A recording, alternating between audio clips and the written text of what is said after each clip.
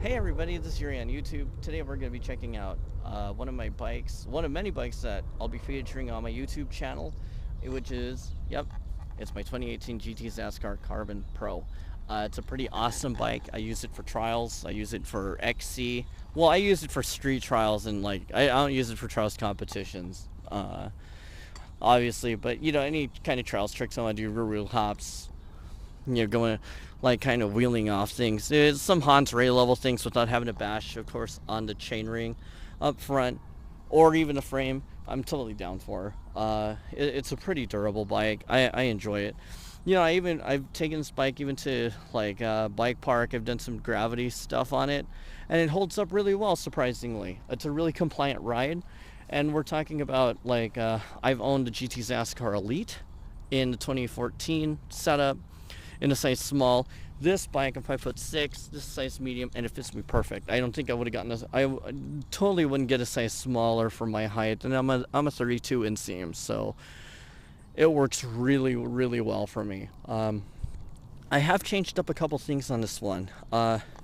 First one is I've changed to the Magura MT5s on this, the brake setup here, and I've also added a dropper seat post, and there's reasons for that. As I mentioned before, I do some trials riding, and also just because of my style of riding, when I'm not competing, when I'm not racing, I like to have fun off drops, and I like to hit up trails that are semi-free ride-ish, nothing like going to North Shore or Squamish, but for the Seattle area, there's just some fun stuff that I like to do, and I don't want to have a rigid seat post all the way up or have to, adjust my seat post every time I, try to do something fun. So I've gone with the KS Integra or Lev Integra seat post with the remote, which is really nice. It worked. I've had zero problems with it. It is internally routed. Actually, whoops, my bad, right there. And I've had, oh no, that's for my brake. I'm an idiot. But yeah, right underneath here, the cable routing's pretty good, and it leads all the way up to my dropper seat. I just got to trace this. There's so much going on, but it routes underneath. The other thing that I've done is I permanently assign platform pedals. I know that's a sin for cross-country people or any racer, but I do the Sam Hill method, whatever, that's fine. I think it's okay. I don't think it's that big of a deal. Different strokes for different folks. Up front on the drivetrain is the 34 tooth SRAM Eagle. It's the XO, and also it's a 1x12 with this, 52 cassette in the back. It's actually pretty good. I've had zero problems climbing or anything. It's pretty incredible. I'm impressed with this. I've been so used to, a 30 up front with, a 34, 36 in the back. So this is kind of pretty cool, for me. We're gonna let the airplane pass.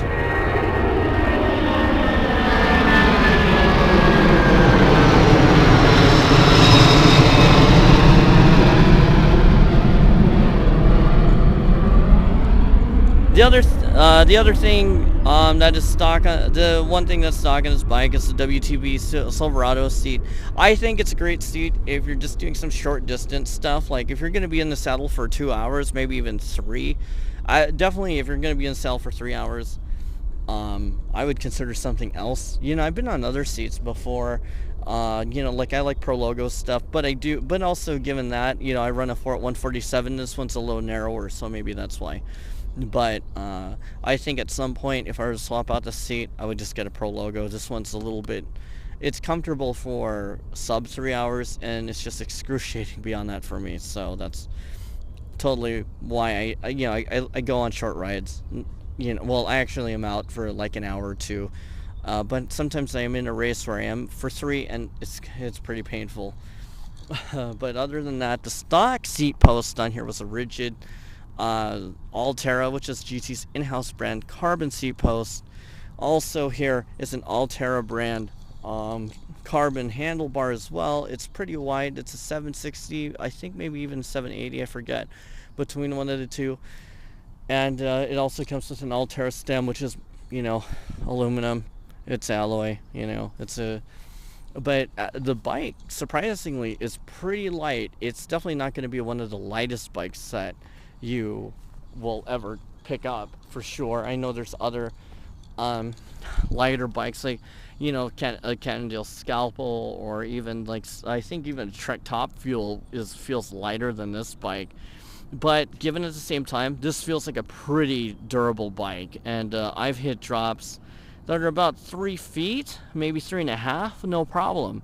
The ride's really compliant. You know, it's not as stiff as my aluminum Zaskar by any means, but also it feels a lot more sporty. I also have a size medium carbon Zaskar from 2014 as well. That I'll feature on my YouTube channel. I'll do a review on that, and had no problems. But we're gonna go and try to go for a spin on it. I'm just getting rid of the stick. Here we go.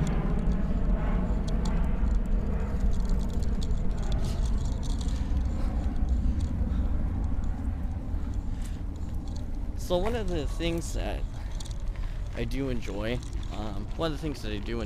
about this bike is I'm able to hit, pretty decent drops on this thing. I am running tubes on here with this, and the tires are stock. The tires are completely stock on this bike. They're the Schwalbe Racing roughs, and they're pretty good. I think if you race hard pack and it's a little bit sandy, you might want to think about a different tire. But then I guess I'm running tubes at 30 psi. I'm just used to that kind of tire pressure, and that's why. So I'm just gonna show you guys where I go. I've tested this bike. There's a video floating of me doing it, so hang on. So I've taken this bike off of this thing. It's like that high. I hit drops about that tall, and I hit him no problem. I landed him no problem. And the bike holds up really well. I like it a lot. So for anybody, I would say, who's this bike meant for? Who would be, most suited on it? I think for sure, if anybody's looking to race cross country, I think it's an awesome bike. It climbs really well. It's really responsive. But also, if you're just looking for even a trail bike, I think this would hold up pretty well. It's such a fun bike. It doesn't feel like it's just a cross country bike. It feels like, I have to do zero anything for trials. I've done zero mods on this bike except put a dropper and different brakes. And I mean, it's just an awesome bike. So I think my advice to any of you that are thinking about going this route, I would totally say for sure, hang on.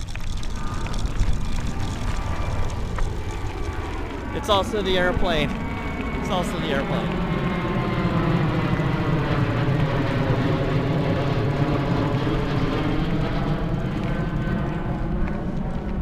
I think if anybody who's into just having like just a great all-around bike, and with a great spec setup, would enjoy this bike a lot.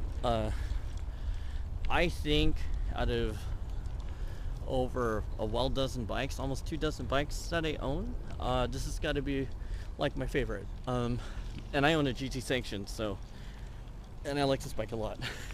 I've done some incredible things that I never normally did, but it's a great bike. I'm thinking about getting another one, so just in case I do go crazy and break this bike.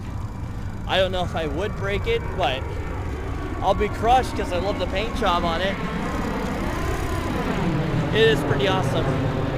So for now, how do you get access to this bike? Because I know it's not offered in the US. Totally reach out to your local bike shop if you're in the United States, and ask if they can ask the GT rep over there to see if they can, you know, order you one. I know that there's a shop that in the UK that ships internationally. I've ordered stuff from them, Evan Cyclery, in the UK, and they do have some Zaskar Carbons. I don't think they have the Zaskar Carbon Pro, but maybe they can order you one if that's what you want. I can't say how much I paid for this bike, just because it was I did get it as a deal, you know, from GT for helping them out at Sea Otter and also being part of Coalition Help. So I'm always, you know, trying to help them out in any way. So they thought, you know, I help take care of stuff for them, and, you know, definitely as a person, you know, who loves their product and is on the ambassador, you know, the Coalition team, that they would completely like try to help me out too. So I'm grateful. But anyway, stay tuned. I'm gonna be doing more bike reviews coming up, stuff in my garage, you know, so there might be some non-GT stuff like my Lightspeed road bike that I haven't ridden in years. But, you know, obviously quite a few of you have asked what I have in my garage, what kind of old bikes I collect, and just wanted to check it out. So obviously, since you guys aren't coming to my garage, this is the next best thing. But anyway, just thanks for watching. Stay tuned. I'll try to put one of these up every week, and hopefully I'll get around to it. You know, if anybody's on my Facebook, totally let me know what kind of bike. Airplanes. It's a problem being near an airport. So, I mean, for now, I think I'll totally put up, since we're on a Zaskar roll, I'll put up like what I call, quote unquote, my mini Zaskar up on a review. Hopefully I can do that tomorrow, and then put up the video. And then I've got a carbon Zaskar that I built up, you know, that I had mentioned earlier. And then actually it'd give you kind of a pretty good idea of, you know, where I'm coming from on the Zaskars. And then we'll do some retro stuff. I got an LTS, I got a couple RTS bikes. I even race BMX, so I got a cruiser. And I even have a GT Trials bike that I've ridden so hard I've cracked it. So it'll be fun. It's a blaster and pass. If you're a GT fan, you're a retro bike fan, stay tuned. I've got some cool stuff coming up. This is my first video, so sorry I'm so chatty and stuff. I didn't have a script. I'm just winging it right now. But anyway, thanks for hanging out with me.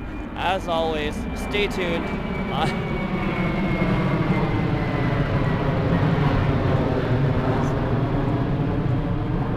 As always, stay tuned. Yuri on YouTube, signing out.